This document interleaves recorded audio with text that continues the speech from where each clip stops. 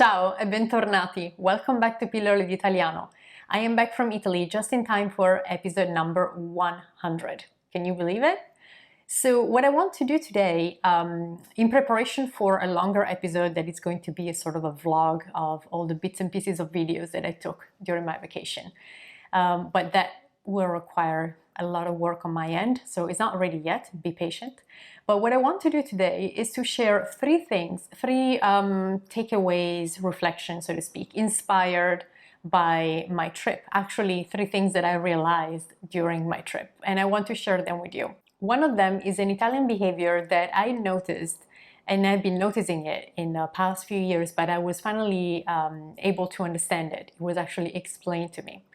And then the second thing is something that you should keep in mind when you visit Italy, something that I personally, after living in the US for so many years, I found it a bit puzzling and confusing.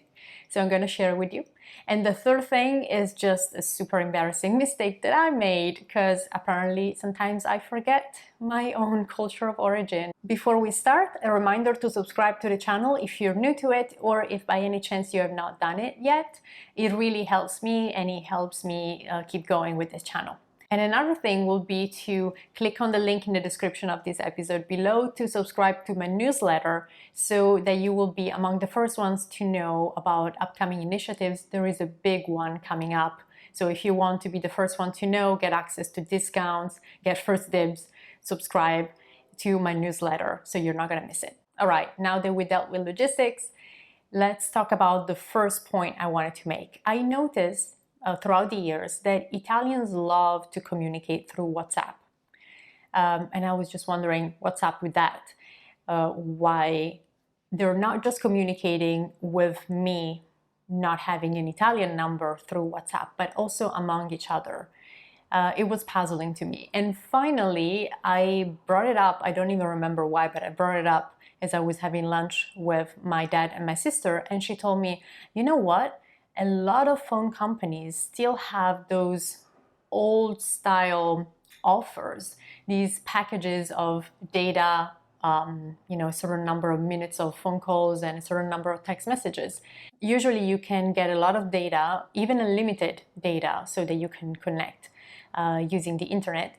But when it comes to phone calls and messages, you have a hard limit. And she was saying how, for example, for the phone company that she uses with her cell phone, she has around 200 text messages per month, and that's the limit. And I mean, young people will just burn through those 200 in 2 days. And that's the reason why a lot of people use WhatsApp to communicate among each other instead of using regular text messages. Plus, on WhatsApp, you can also record voice messages. It's more convenient, fun. You can post pictures. I mean, you can do a bunch of stuff that you will not be able to do through regular text messages. That's why Italians love it. If you do have Italian friends or Italian relatives, if you want to communicate with them, definitely download the app.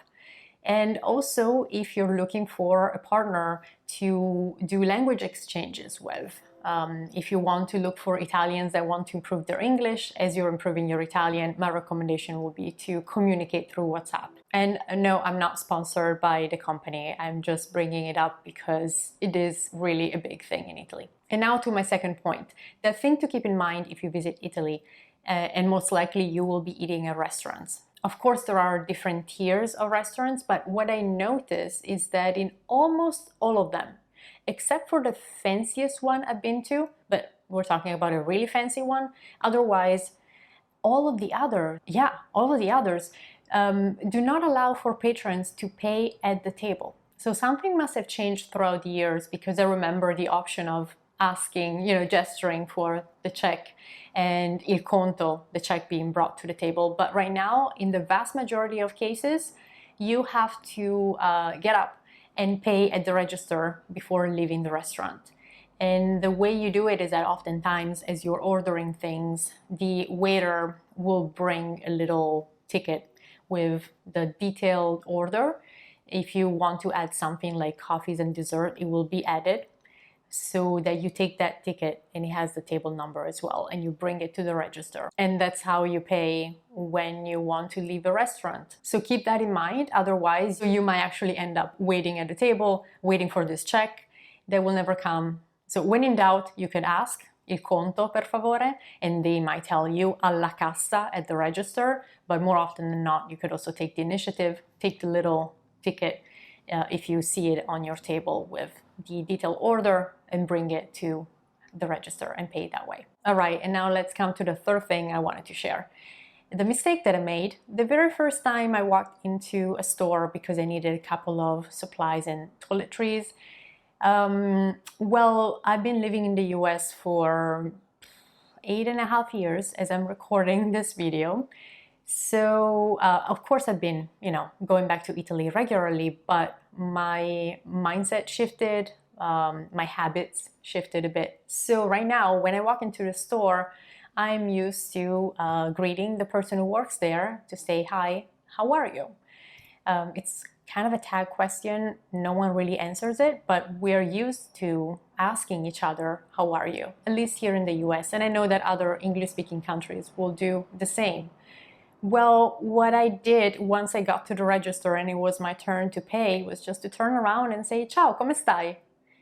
Which is, first of all, super friendly, as if I knew the person. And so she looked honestly puzzled and confused because of my tone, because of the fact that I used ciao, which is very friendly. I addressed that person that I'd never seen before with the tu form, the informal you, come stai? So she looked really confused. And also by the nature of the question, she legitimately thought that she was supposed to know me. There was a long moment of us staring at each other. I was with my American mindset waiting for her to greet me back, and she was probably wondering, who the heck is this person? And why is she asking me how I am doing? I never saw her before. Anyway, it was a bit of an embarrassing moment. I then realized walking out of the store what had happened. It took me, a few seconds for the realization to catch up. And it's not a huge deal, especially because it's not a rude thing to say, but it might create a lot of these moments and a lot of confusion if you start addressing people in the way that you would do, say, in the US. So keep in mind that in Italy, we do not walk into a store and ask people how they're doing. We do not do it at the restaurant either. We do not do it with strangers. That's not to say that you just walk in and you don't say anything. It's polite to at least say, good morning or good evening, buongiorno, buonasera, or the generic salve if you just want to drop a generic greeting.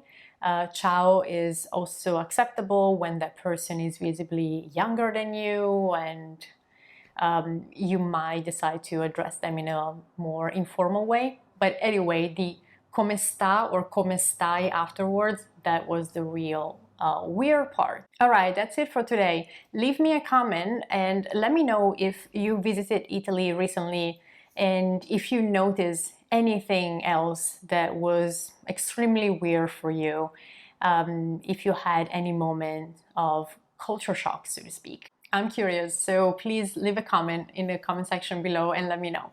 Don't forget to like this video if you enjoyed it. I hope so. And I will see you in a week. Ciao, a presto!